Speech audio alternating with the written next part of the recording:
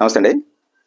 3 రోజుల క్రితం విజయసాయిరెడ్డి గారు వైసీపీ అధిష్టానం మీద కావచ్చు, అందులో ఉన్న నాయకుల మీద కావచ్చు, విపరీతమైన వ్యాఖ్యలు చేశారు. చాలా వివాదాస్పదమైన వ్యాఖ్యలు చేశారు. సీపోర్ట్ విషయంలో విక్రాంత్ రెడ్డి కర్త కర్మ క్రియ తనేనని, లిక్కర్ విషయానికి వచ్చేటప్పటికి కసిరెడ్డి రాజశేఖర్ రెడ్డి మాత్రమే అందులో ఇన్వాల్వ్ అయ్యాడని విపరీతమైన వ్యాఖ్యలు చేశారు. కానీ ఒక్కరూ స్పందించరే. మనకు గుర్తుంటే గత ప్రభుత్వంలో ఉన్నప్పుడు చిన్న మాట అంటే చాలు అపోజిషన్ వాళ్ళు ఏ చిన్న వ్యాఖ్య చేసినా మా మనోభావాలు దెబ్బతింటున్నాయని చెప్పేసి ఏకంగా పార్టీ ఆఫీసుల మీద దాడి చేసేవాళ్ళు.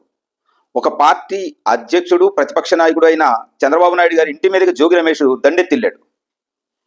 కానీ ఇంతటి వ్యాఖ్యలు చేసిన తర్వాత కనీసం స్పందించడానికి కూడా కరువు అయిపోవడం కారణం ఏంటి? మౌనం అంగీకారం అనుకోవాలా?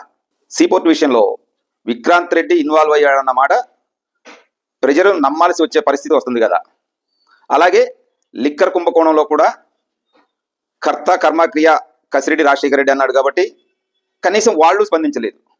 విక్రాంత్ రెడ్డి కావచ్చు, వైవి సుబ్బారెడ్డి గారు కావచ్చు, కసిరెడ్డి రాజశేఖర రెడ్డి అసలు ఎక్కడున్నాడో కూడా తెలియదు. కానీ నిన్న ఆవిర్భావ సభలో పవన్ కళ్యాణ్ గారు ఇచ్చిన స్పీచ్ గురించి మాత్రం గంట తిరగక ముందే ప్రతి వాళ్ళు విమర్శిస్తూనే వస్తున్నారు. కానీ 3 రోజుల క్రితం ఇంత అలిగేషన్ జరిగితే కనీసం జగన్మోహన్ రెడ్డి గారైనా, ఎందుకంటే జగన్మోహన్ రెడ్డి గారి మీద చేసిన అలిగేషన్ మరీ దారుణమైంది.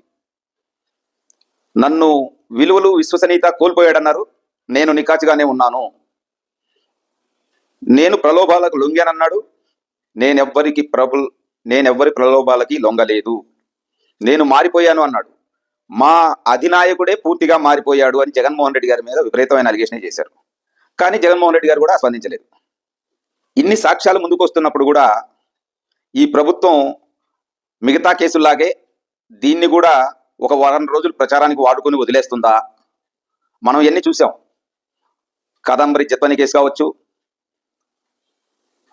పెద్దిరెడ్డి రామచంద్రారెడ్డి గారి భూ కబ్జాల విషయం కావచ్చు, ఇవన్నీ బయటికి తీసుకురావడమే తప్ప ఎక్కడా యాక్షన్ కనపడలేదు.